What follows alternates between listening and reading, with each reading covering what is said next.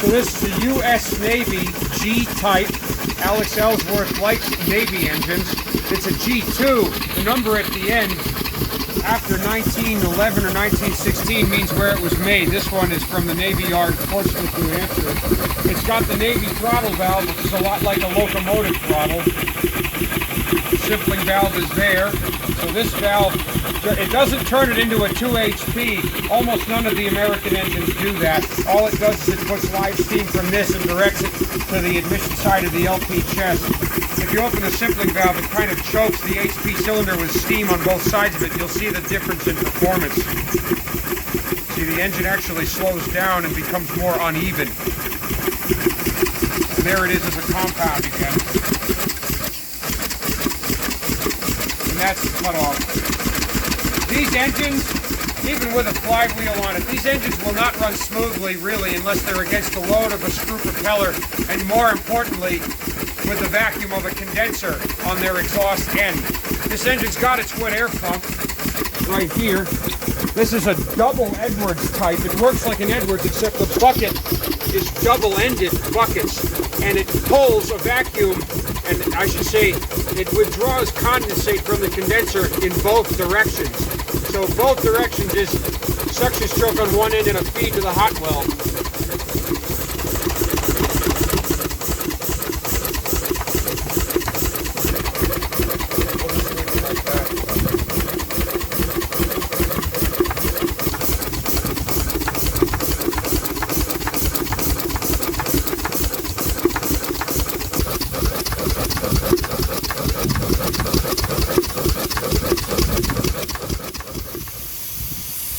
These Navy engines are, they're not really my speed, but they do have very nice comprehensive oil systems with these nice sort of multi-chambered boxes for the wicks. Just got to make sure everything's where it ought to be.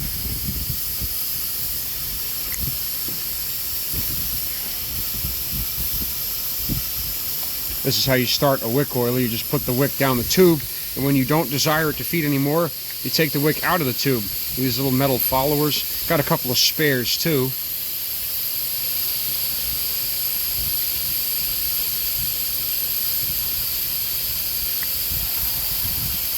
And we're going to start warming her up. The throttle just cracked. And you'll be a few minutes before you get it turning. Especially on an engine with a big blocks like this. On a big engine, like in a liner, it can take you something like an hour and a half, 2 hours, 4 hours to warm it up before you turn the shaft. Same thing with the big waterworks engines that I work with.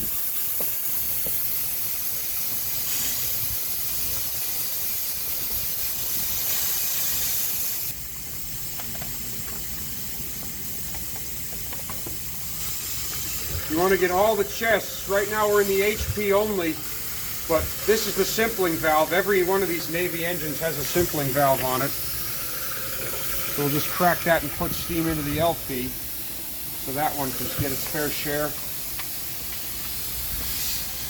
And of course, unfortunately, we don't have a condenser right now or a propeller to hold us back, so we got to be extra gentle.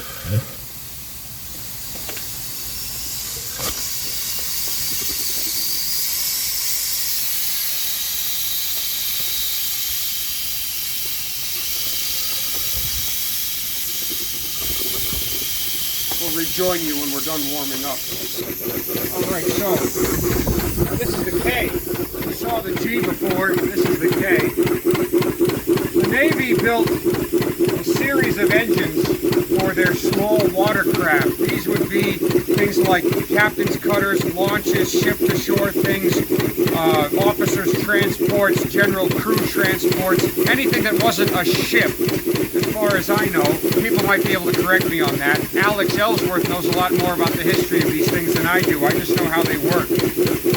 Each letter was a different type, and it was not an orderly scheme. Things did not get from smaller to bigger A, B, C, D.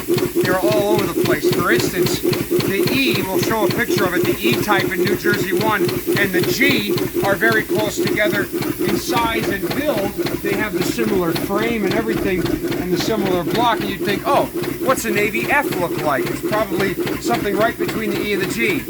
No, it's much smaller than both of them. It's a beautiful, it's very European. It's got a radial valve gear and 2 cross truss frames, and you can fit it on your coffee table.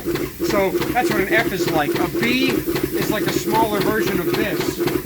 This is a K, and the M is a bigger version of a K. We'll show a picture of Mascot's M, but the K is almost just a shrunken M.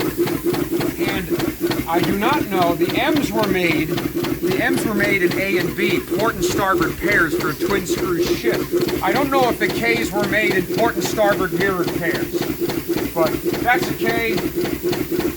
It's for sale.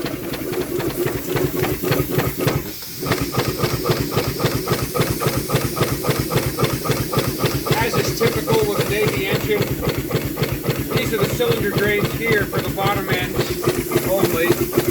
What you think of for cylinder drains are for the pressure release valves or the indicator cocks. This is the simpling valves, the same exact layout as the G. The simpling valve here.